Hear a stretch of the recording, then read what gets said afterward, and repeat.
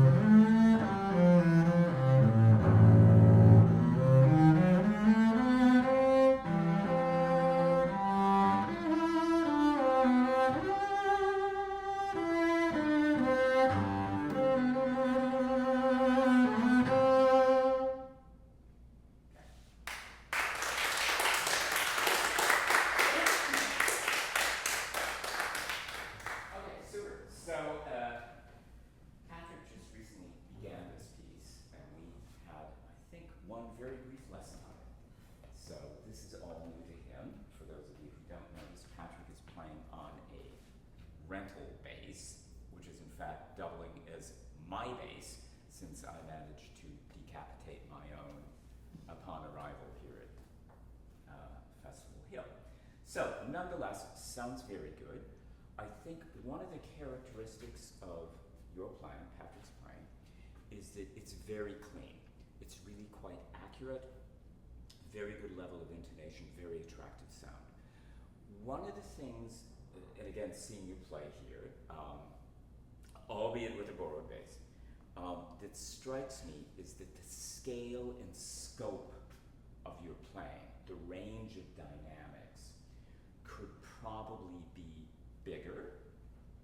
I think also one of the things that happens, there are a couple of attributes of your playing that are very consistent. So I can usually predict that if you're drawing a long bow, you'll have a diminuendo, a long down bow, okay?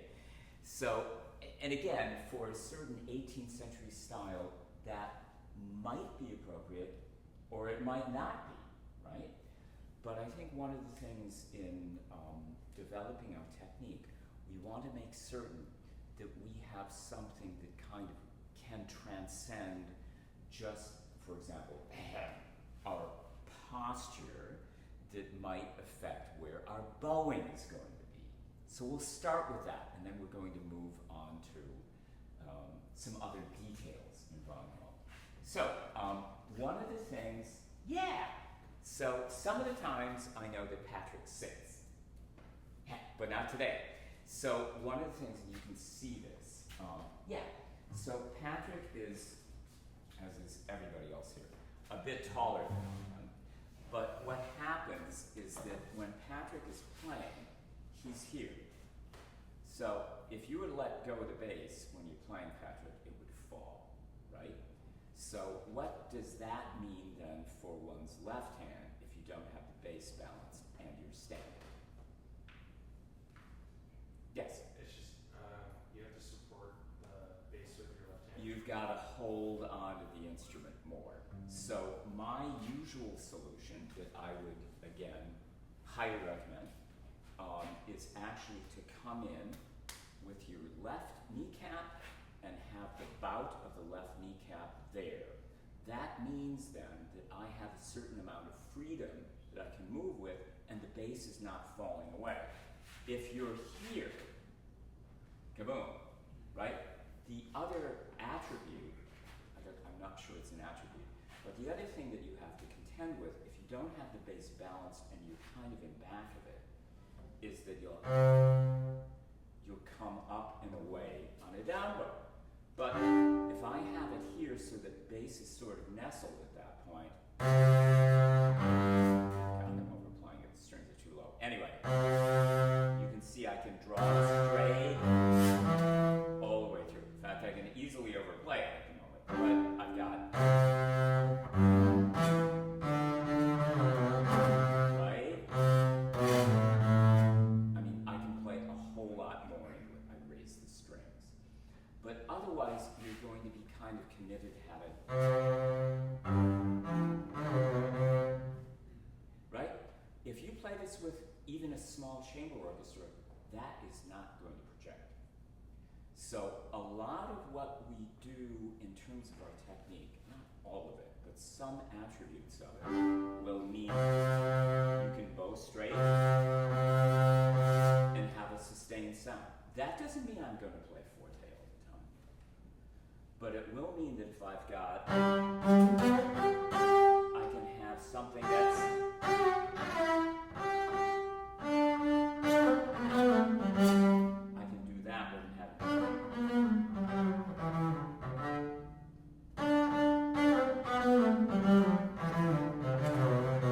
So you can see the bow stays straight, and I can use a lot fuller bow.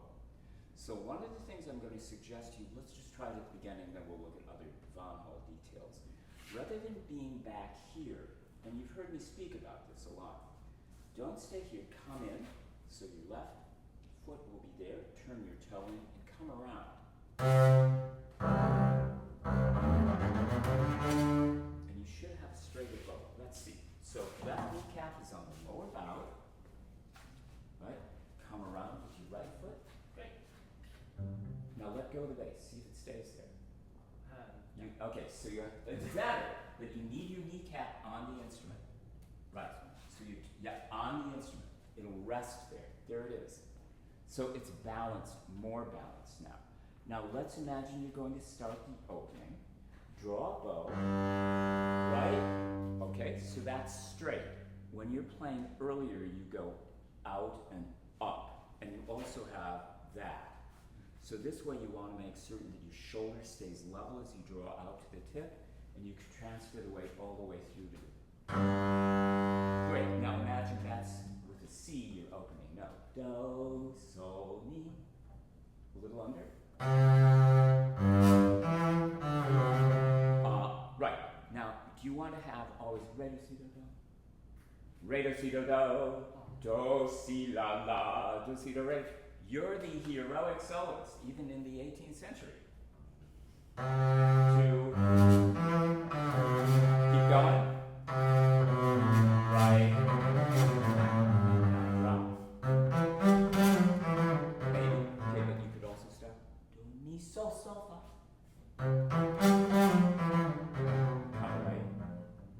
Right? So already you've got more range. It's not in such a small scale. And I think that's going to be very important for you to develop. Let's go back a little bit in here so I can show you where this is. There we go. Okay. So let's start this. Do, mi, sol, sol, fa, mi, re, do, do. Start softer and build. Build quick. Great. Okay. Now next thing, we're going to talk posture. You've got do, mi, sol. Keep planted. Do, mi, sol, sol. So keep your foot down. You can follow yourself in, but you don't want to go up. That throws your balance off. Great, one more. Start this. Yeah, exactly. So something like that. Now let's go on sol, do, sol, la, si, do, do, re. Build, do. Okay, so next thing. So, you want to make certain that you're not as caffeinated as I am, but you don't rush. So you've got that way it'll also allow you to expand the bow as you go up, rather than having shorter. Okay, because when you're rushing, you play shorter, and yet the range, the tessitura is getting higher. More bow will make it speak. So let's try from the 16th. Great. Now, the other thing that'll help is keep your shoulder low. Let's just see about that. Great. Now, you don't have to stay both upright. What I mean by that is this.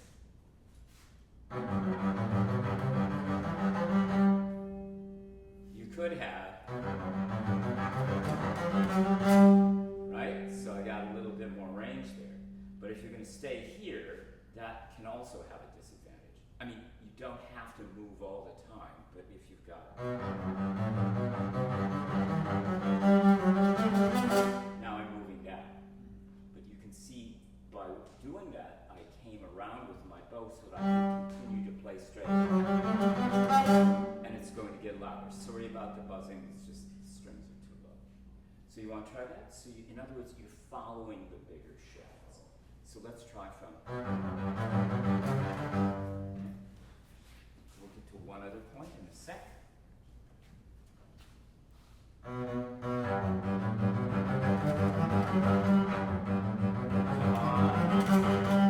Right, great. Okay, so let's do one more gesture and then we'll talk a little bit about some other things. So see, Ray. Try it. Well, you can play a down bow if you want. Sure. Great. Okay, good. And here's what I'm suggesting. This is a new suggestion. Instead, down. And you can cover the slide. Then close. You can also see again from my positioning.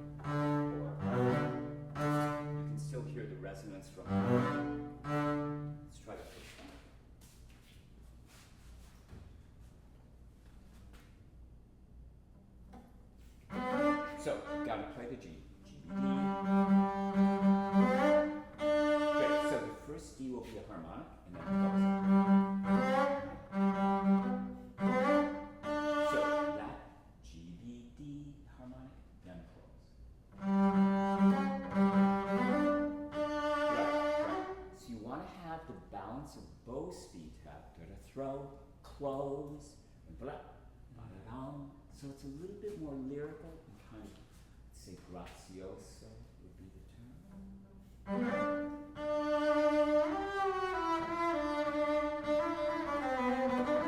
Great. Good. It's better. Okay. So have you taped yourself recently? Not yet. Okay. So I think it's really time to do this. And what I mean for you for taping, it's kind of different for everyone. What you want to look for is, first of all, is to look for something. And I think one of the things to look for is what you are doing when you're performing. So one of the things, and I know I've spoken to a number of you about this, you are, in most cases, even though you have much of it memorized, hey, already, which is great, but you are primarily watching your left hand. You are either staring at the page or you are staring at your left hand. So what happens is that any of us would become so engaged with only our left hand that we forget that the purpose of what we're doing is actually to play for an audience. Because if they see that that's all you're looking at, that's all they're going to watch. Oh, he's looking at his left hand. Well, I'll watch his left hand. And you want to make certain, all of you do, whether you're playing an audition, solo, whatever, that the whole setting of what you determine goes out, unless you intentionally want to draw the audience in when you're playing something that's very piano. So that's why if you've got, watch me screw this up, but if I've got, what am I watching? I'm actually watching your foot.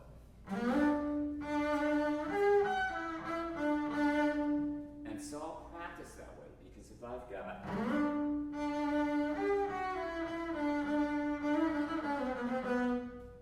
I'm going to be so absolutely enraptured by watching my fingers.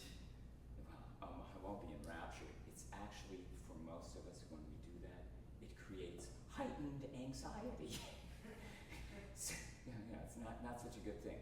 So that the idea of learning anything, but particularly passage work, is anything other than this.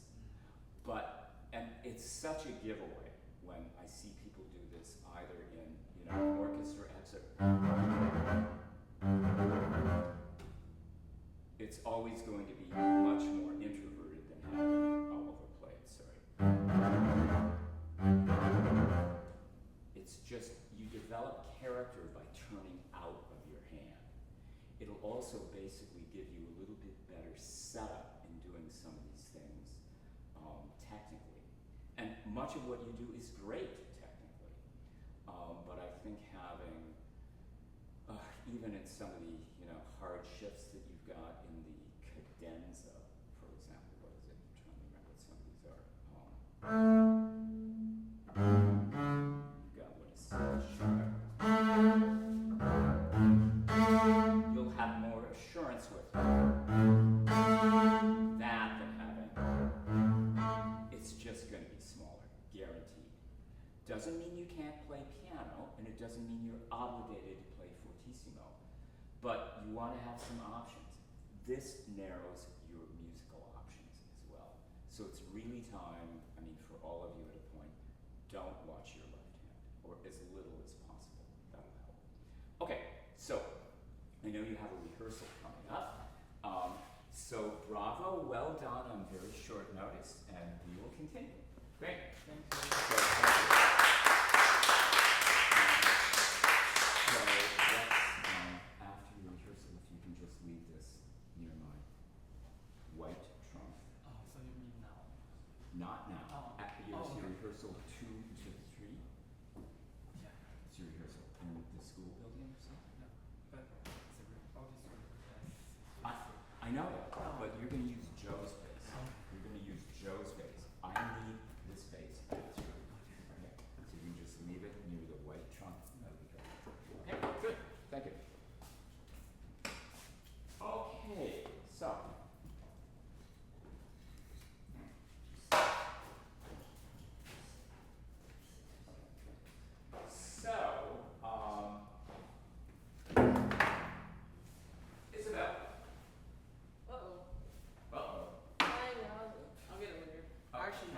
Spacey. Okay, go. Lost Ronson. Yeah. Okay. I would have left these pops, so that'll be everywhere.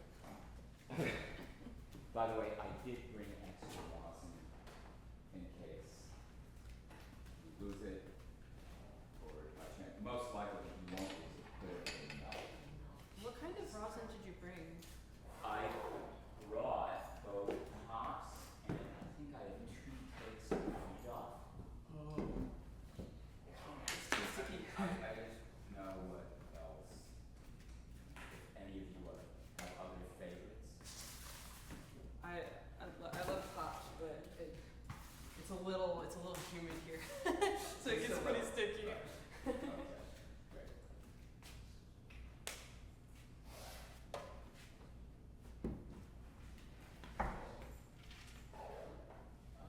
Okay, so if I'm not mistaken, you are also playing some of the Yeah, exposition and then some Bach. Right. Bach G Fifth Suite. Yes. Great.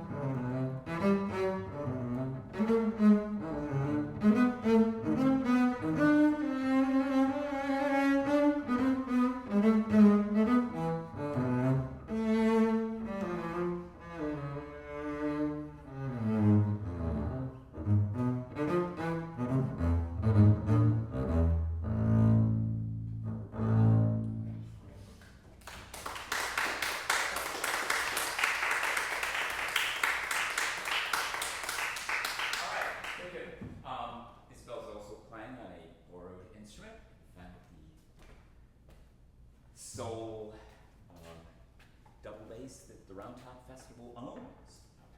Yeah. So, let's talk about a couple of things. It occurred to me, I went back and looked a little bit at, let's talk about the Von Hall first, maybe. It's right here. Yeah. Okay. So, one of the things that I think is happening for you, and I made notice of this at the audition you played, which is very good. But one of the things that I think you may want to check for is not unlike Patrick. You want to look at some more consistency of articulation, particularly on 16th notes. Mm-hmm. So, for example, you've got do, sol, mi, re, si, si, re, si, re, do, si, do, do. They're rarely even. Mm-hmm. Do, si, la, re, si, la, sol, sol.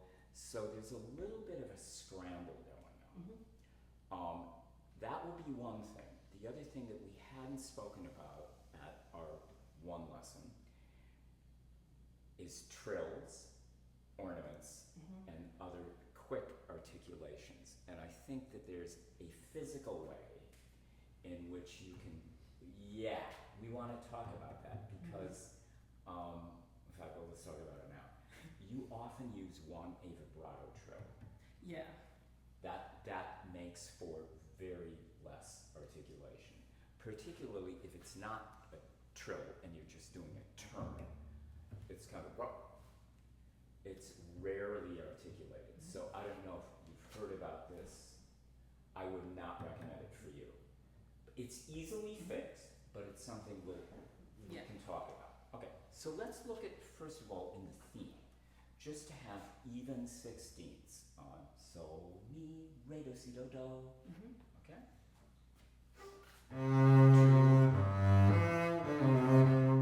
Better.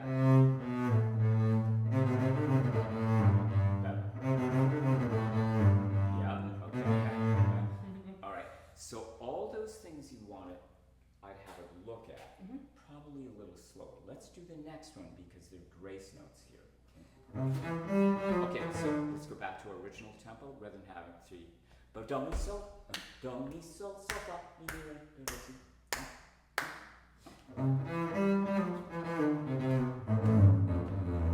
Great.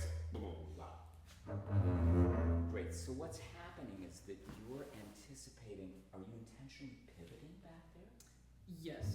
That's why it's not clear. Try a shift. Right. Right. If you and I were both about a foot taller Mm-hmm. and had, big paws, don't show off.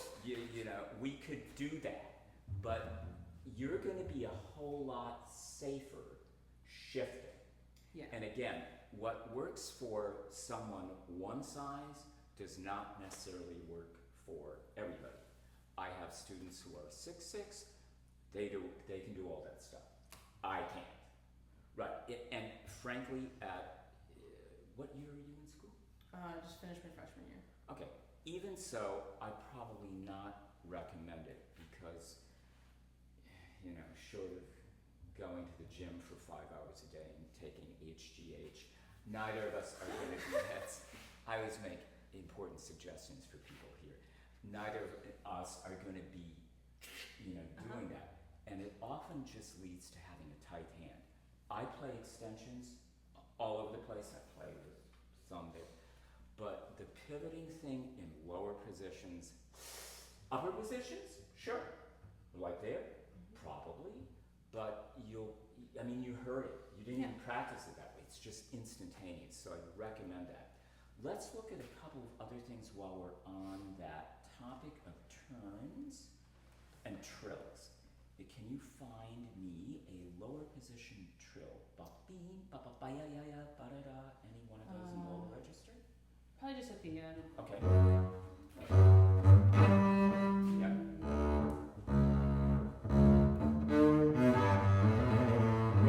Right. So one of the things that also happens when you play your 1/4 trill Mhm. is that 2 and 3 Ooh. are at least that high off the board. Uh-huh. Okay? Okay, let's just try minus the notes prior to it. Ba-ya-ya-ya-ya. Let's try the trill by itself. Have 2 and 3 hit the string.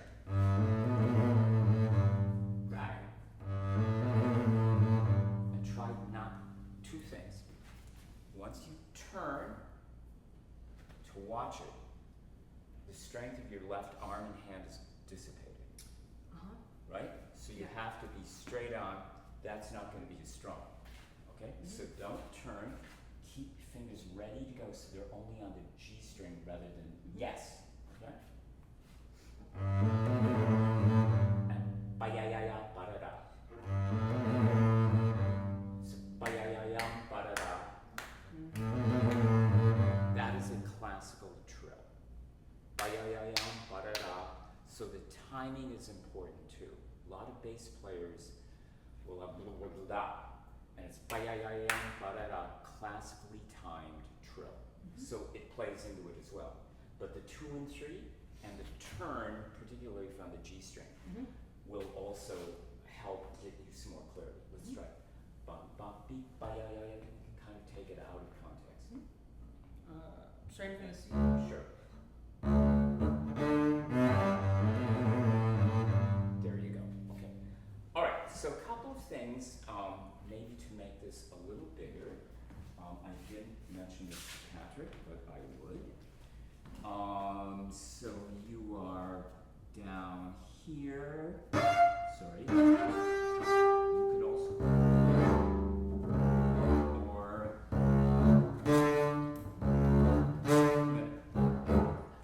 right? So you can hook it on. So it'll give you a little more length at Yeah. probably closed D. Have an open G at the end or closed. Okay, but you can see there's the trill, but you see. Yeah, so I have a look at that. There are a few others that you'll have in here that I think will also make some sense. Okay, couple of other things. There are any number of phrase endings in here that end on a quarter note. Yeah. Those I definitely battle with the length and Right. So what happens? A lot of these editions, often by German editors, will have staccato notes. yeah, everywhere.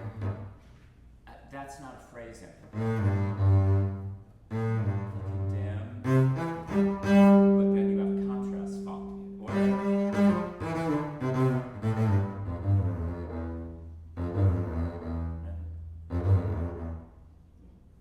let's just try those. They're in fairly quick succession so that you'll have something that will do, si, do, re, do, si, la, si, la, sol, sol.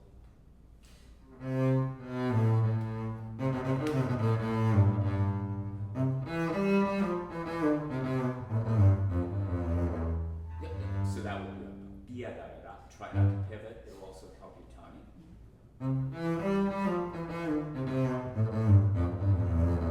Right? Better. The other thing, just in seeing you play a little bit more, you'll have a better balance in your hand if your thumb is not way in back of your first finger. Yeah. Yeah. Because that way you're going to release any finger that's above it. If your hand is positioned here below the neck, right? So in other words, your thumb is way ahead of those. Why would you want to sustain any of these? So it gives a little bit more argument again for people like us with smaller hands to have thumbs somewhere between 1 and 2 or the middle or something. But it really is that far back. I haven't seen that before. So that it'll again, it's not just about Von Hall, it's just about general playing, right? Okay, so that would certainly be something. This would be another one. Sol, sol, re, si, sol. Better, yeah. Yeah, let's go on. From sol, sol, re, si, sol. Good. So what if you had with this bowing, so si, re, you have a lift.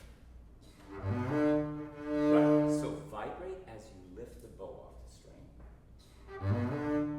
Right, so the resonance will connect it, rather than having da-da-da-dee, so si, re, has a real nice 18th century character. Great. Yeah, that's exactly it. So it's not necessarily that, but it is in a way. Okay, good. So a couple of other things. Your thumb position trills are a little bit better, but we can talk about those individually a little bit. I would recommend another bowing there, but that's there. Have you ever thought about bum bum bum bum bum be da da dum up an octave for repetition? Yes. Something I might recommend that. Okay, so let's go on to Bach, which was somewhere else in here. So I have. Wait, sorry. Right. Excuse me. This is the copy done. Okay, so we've been looking at this just a little bit. Yeah. Right.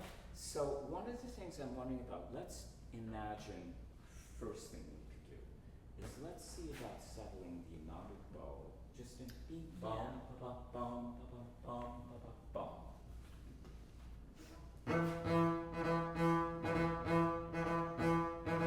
Great. Okay. So let's say again, obviously out of context. Beat bum ba bum ba bum ba bum. Great, okay, great. Now, let's see if you can do the stroke from here out. Keep your thumb weight in and see if the bow doesn't lift. This would be if you're playing the louder passages here. I'm going for something that sustains. Right. Okay, so that's going to be something that you could use. And let's imagine that you're going to have a little bit more kind of direction. Bum, bum, bum, bum, bum, bum, bum. Right, and try not to rock your hand over that way, because that'll take the weight out of it. Okay? Great. Now let's, without looking there, just watch your bow, because you know the notes, right? So watch your bow and see. We're just going to start it, but with that character.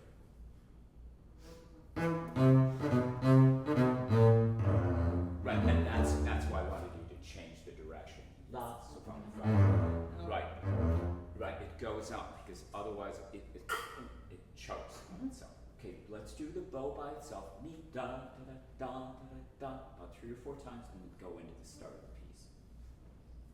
Good. The other thing that will help, I'll just take Junior for a sec, and so there is stay in the string for the start. Bring hat.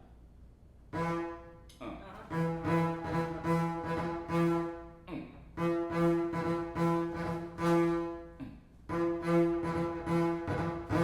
can see how much motion there is, but it's not at the front. One, set. That'll give you a strong start if you want. It'll also give you enough control to not play forte if you want. Yeah. Okay. Okay, so you Yeah, I need to. want to practice set, go, rather than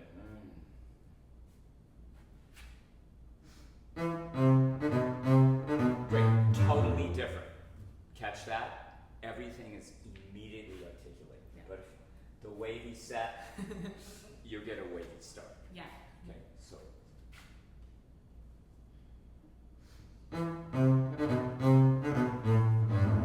Yeah, right. Hear the bowing now? That is perfectly clear. Okay? Great. So that will be one thing, and I think that may be something, even in just hearing you at lessons, we could extrapolate from that. I could be mistaken. You probably do that in your practice. Like not play, set, count, Oh go. yeah, that's a bad habit. Total bad habit. Right. Okay. Well, good. I'm glad you admit it, but I would look at that because that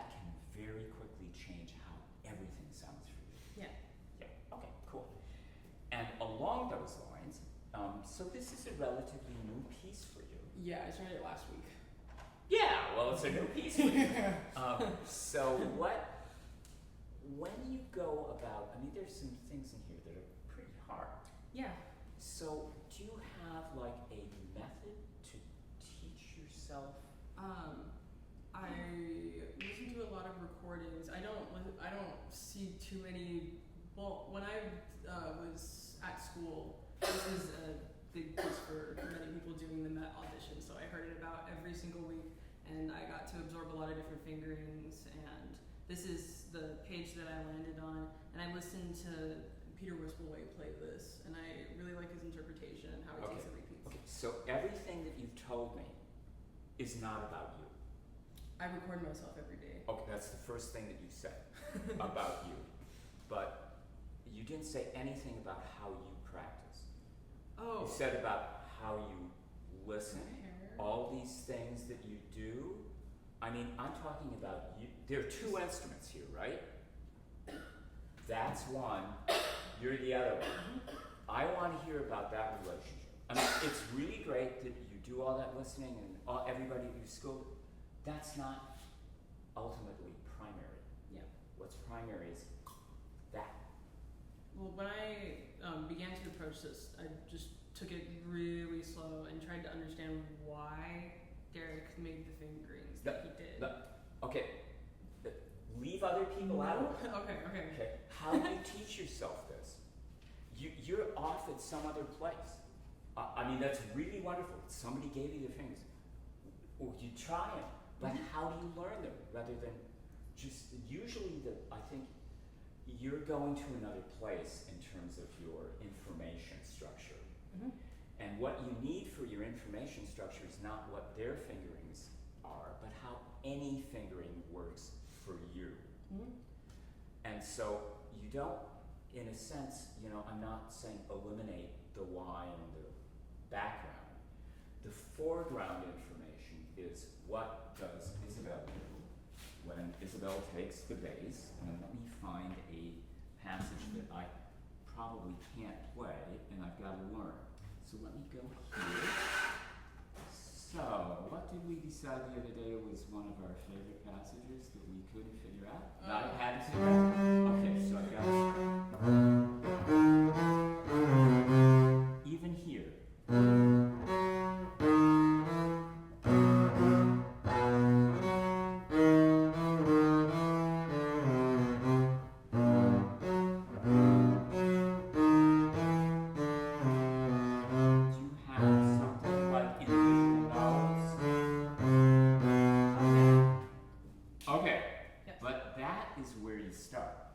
So that if you can have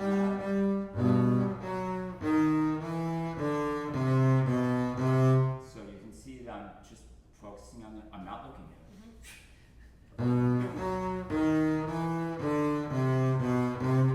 Maybe I can add Bowie now.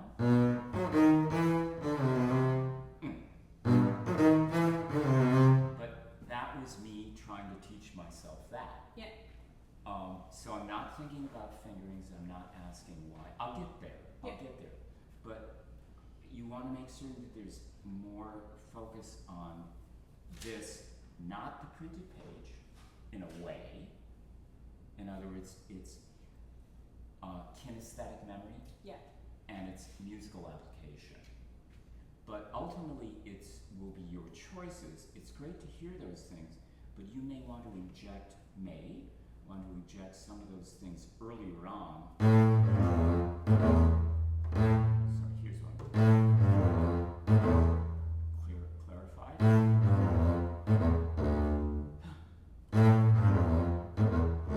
What am I doing to start? See it? But I have my bow in the string and I go.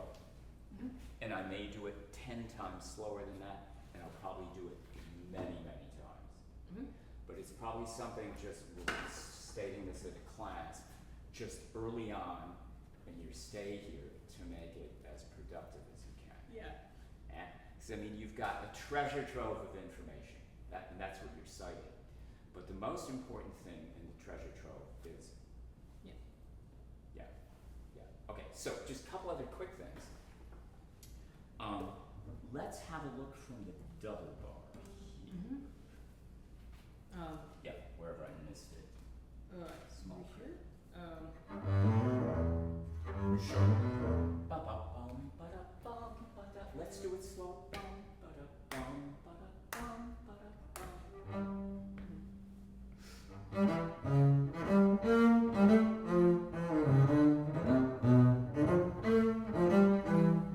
Great. Not bad. One more.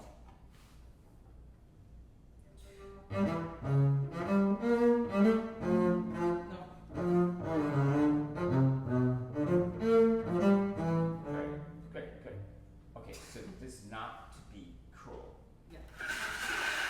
Go slower.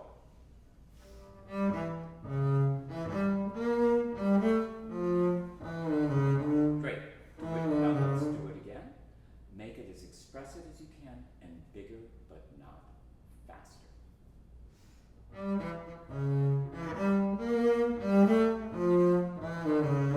Great. Now you're going to draw on your treasure trove of information and shape it.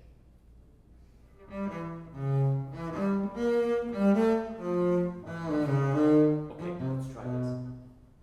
Be-da-bum, ba-da-dee, ba-da-dum, ba-da-da-dum.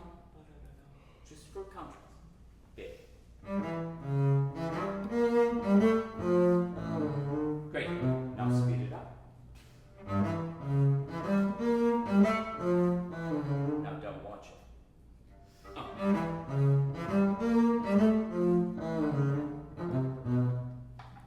That took about 90 seconds.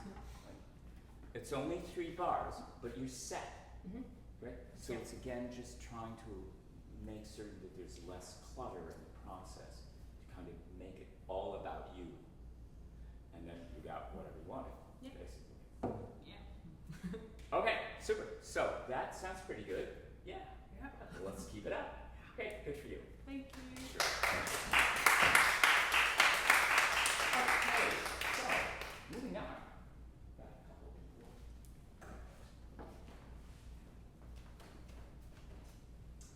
This is Bottesini, but the better known Bottesini. Yes. Just the exposition. Just like that. No.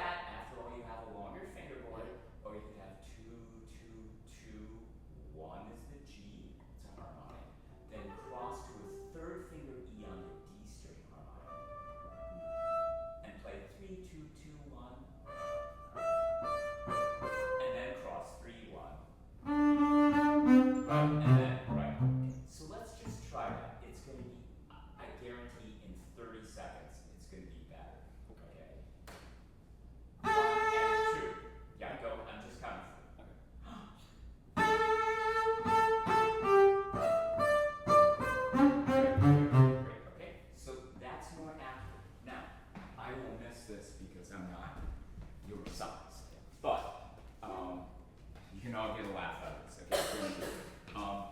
Okay. It's a Western saddle. You need more length. It's too quick, so it's more sustained, so it's more resonant. Whoops. There it is. And then go in there.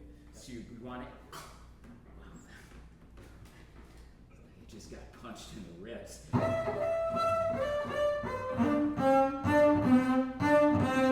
Right?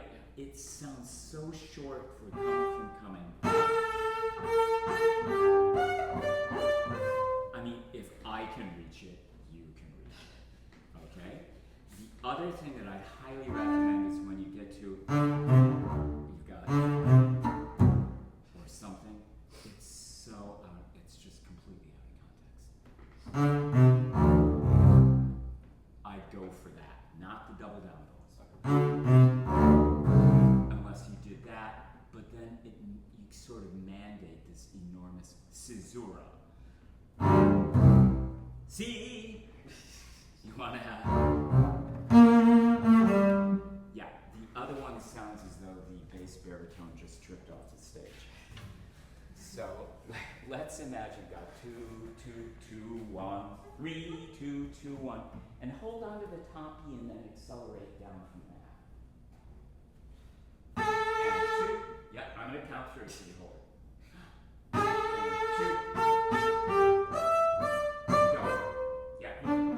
Right. And then I go into the B flat. Okay. So again, just to kind of even it out so it doesn't seem too stumbling rhythmically.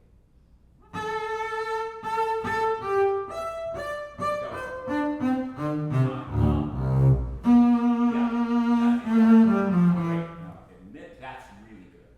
You want a Re, Do, C, but without a caesura. So if you playing first finger C natural? Yeah. Great. That'll be a perfect setup to go to a 2, so you can get there a little bit more easily. Without the top notes now, let's just go from the D, C, D, C, D, C. Start on the G string, it's a 3-1.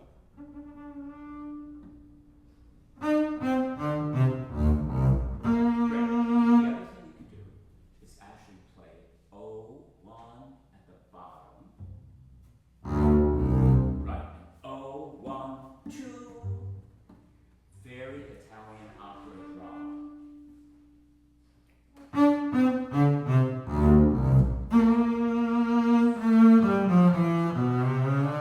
Right. I also have, which you can easily pull off, is La, so top. So you get La right there at the front. Pull. Right. That's going to be a real heroic conclusion to the exposition, and it sounds a lot more cohesive rhythmically. Okay, so that would be actually the primary thing that I want to say about that. Okay, some minor details. When you start the theme, so it's really good. It much more solid actually rhythmically than actually the audition. But it wasn't bad, believe me, but it's a little bit rushed on the tied notes. So one of the things that happens here is you get a little bit of so it's the second triplet, ABC, that's a little quicker than the first one. Okay. Can we just try that? Just keep it really, really even. Right, so, ba-ba-ba-da-da-dee-da-da. If you play this in an orchestra audition, you have to believe that everyone is. Yeah. Okay, so 2,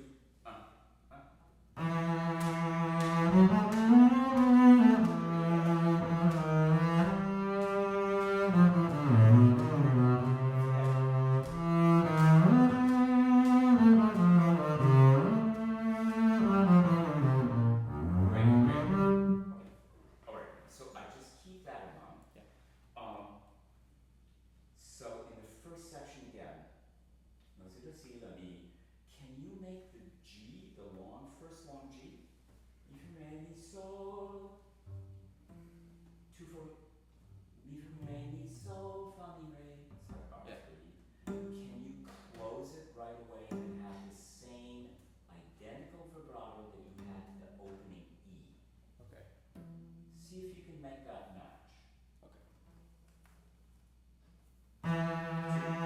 Yeah.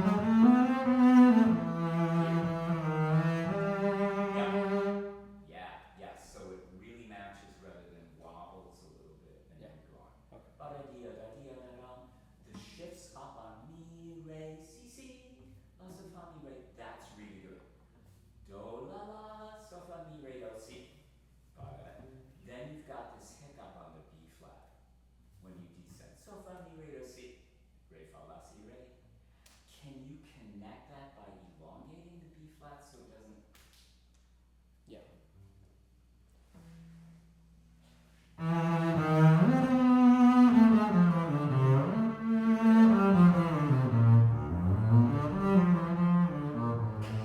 Right, that's the idea. Dia-da-da-da-da-dee. It's a little bit of an Italian roller coaster, and that's okay. Si, re, fa, la, si, re, sol, fa, mi, fa, re, si. But if you fade too soon, you'll lose the contrast. It's just that. And si, re, fa, la, si, re, dia-da-dia-da-dee. I'd save the dim a little bit. Okay. Great, okay, we're also getting da, si, re, fa, la, si, re, sol. Yeah. Da, da, bum, bum, bum. Great. So here's a question then. Is the second time piano? Mezzo piano. Okay, is the first time forte? I'm playing it forte. I would. Yeah. Okay, but then what, if you really want to make it effective, I'd play the second statement, piano, at least through the first bar, so you won't swell on the E again. Okay.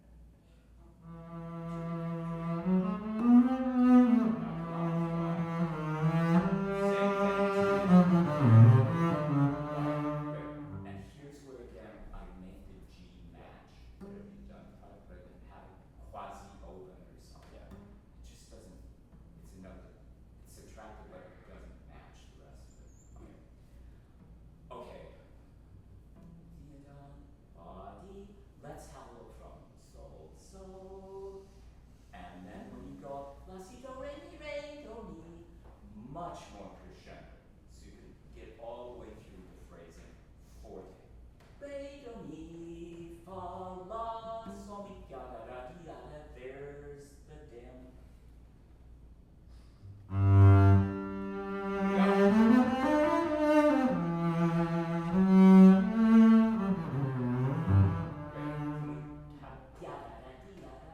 There's a little schmear and pip.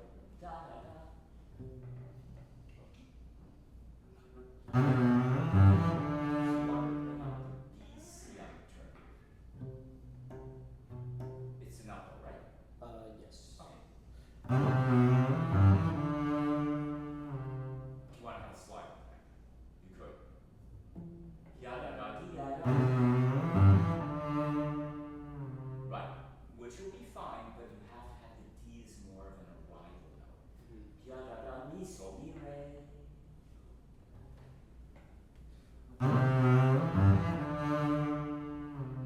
Okay, yeah, okay. Other stuff, we're gonna run out of time. So let's go on though from la do la la sol fa sol.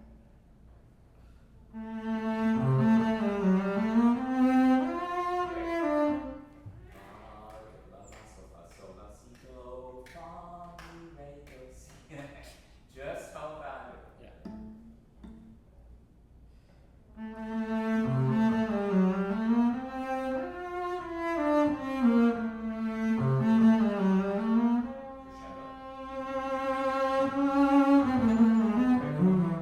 So can see if I'm doing this. If you might be able to articulate more on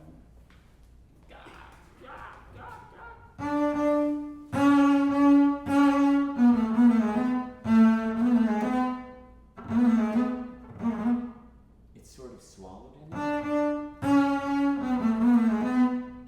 So if you come out of a crescendo.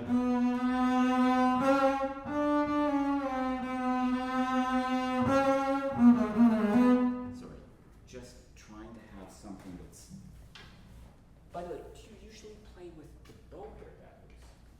This loose? Yeah. Yeah. Okay, great. Good for you.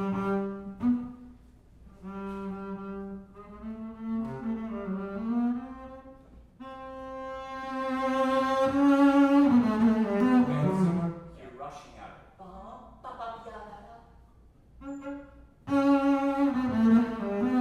Great. You want to spit out the turn. Right. Great. So again, it's too quick.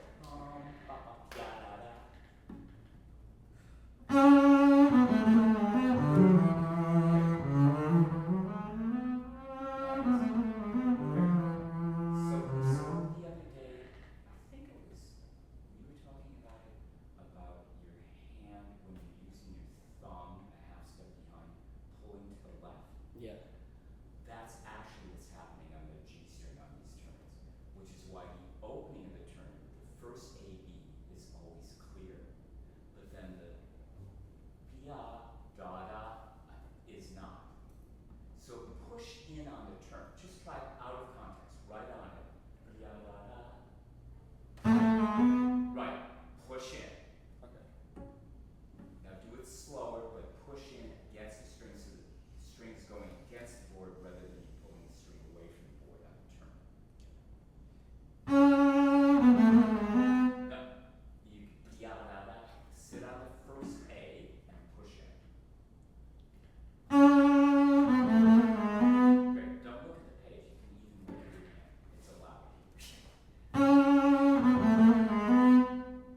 First A strong.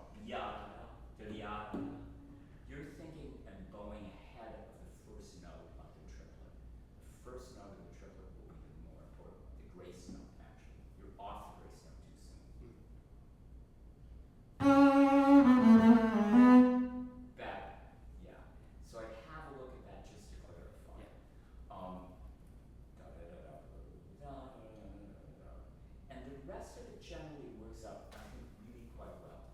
But I would keep in mind a little bit some of the small Russian things that just come with little articulation things, but generally really good. Good for you. Great.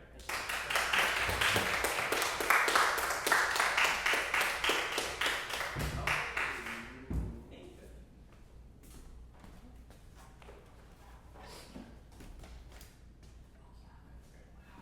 I felt really unsteady that one. I was like, because usually like I feel really steady with that. I play way less into the string of this than I do on this. So Yeah. it's something that I have to get smaller. So I feel like Another one is us lonely French folk players. Oh, so from the front it looked too far inwards. No, versus just like a block hand every time. okay, so what's on the menu? I'm gonna do the trio from Beethoven 5. That's right, yeah.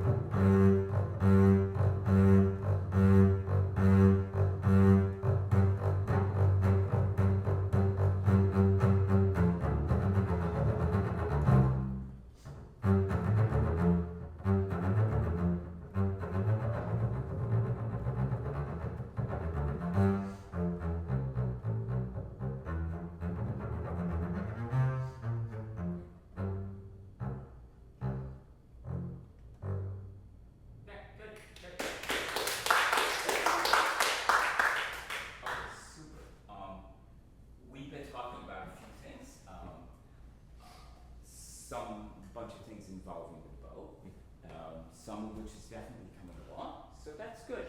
I think one of the things in seeing you do this that I had not seen, and much of this is really good, it's really quite stable all the way, one or two things that just move a bit ahead, but it's generally quite good.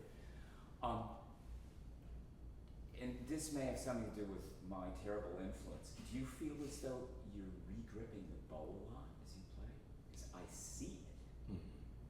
Has that been kind of a characteristic of what you've done in the past, maybe, or is this? I think it's something that I've been doing for a while because I feel like there's a right way to hold it, and then I do it and I'm like, oh, I'm uncomfortable now, and then I fix it, and then I'm like, oh, it's loose now, I need to re-grip.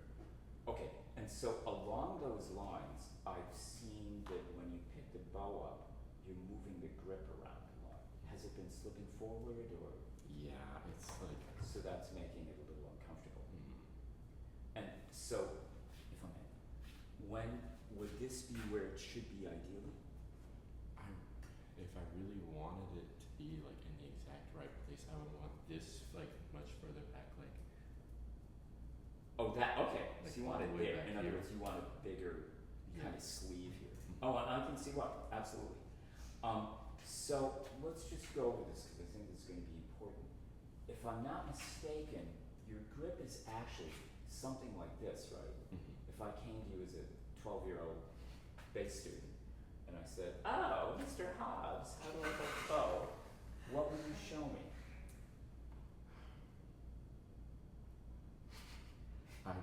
This is hard. Right. Yeah, and I'm 12, just think of the responsibility. Okay. So, I think something, I guess, like this. okay, so here's what's happening. Okay, I think I can replicate this, and again, okay, these are all, yeah, it doesn't matter. Just write them off, okay? But one of the things that you've got is that your thumb, rather than being kind of under, is pointing back, like that way, big time. The other fingers are sort of there, but it might be that your grip, and I think your fingers are, you've got a bigger hand than I do, but your fingers will get more kind of entangled with each other the more you point back towards the frog. If you have something that's going to have something, I don't know if you can see that, as opposed to that, it may make it looser so that the thumb is just kind of a platform on which your arm weight is going to drop the weight through, rather than you've got another kind of counter thing going against the tongue of the frog, pointing against it. If you can imagine that maybe the pad of your thumb will be there, and everything else may fall into kind of a different place. So you don't need your thumbnail pushing against it. Yeah, there you go. The other thing that I would want to ask is, when you're gripping this, do you feel as though the grip itself is also, you're holding the bow with your pinky or not? I feel like with this specifically right now, it's my pinky and my thumb carrying all the weight. Okay, and the other way? It's like leaning all on here. It's leaning even more on the back. Right, okay, so I'll show you something for you German bow players. You know, I started off as a German bow player. I did not play French bow until I was about, my wife will confirm that I'm telling the truth. I didn't start really playing French bow until I was in my mid-30s. It was my midlife crisis, I think. Right? Okay, anyway, so one of the things that I do, and this is, again, you can speak to your viola friends and other people who play string instruments, they're generally not gripping the bow at the back, okay, the French bow. And either way, if you're back here, that means you're going to compensate with all this kind of wrist action, which is why you've got while your bow is up and down. If you can keep the grip forwards, you can have a free wrist. So my grip, I mean, the fingers look as though they're in about the same place, but the grip is only in the front, which will allow me to have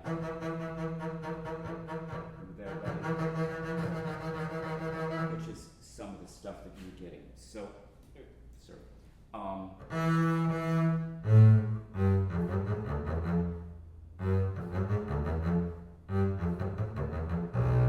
So I can get but the weight is all in the front, and there's the thumb as the platform rather than.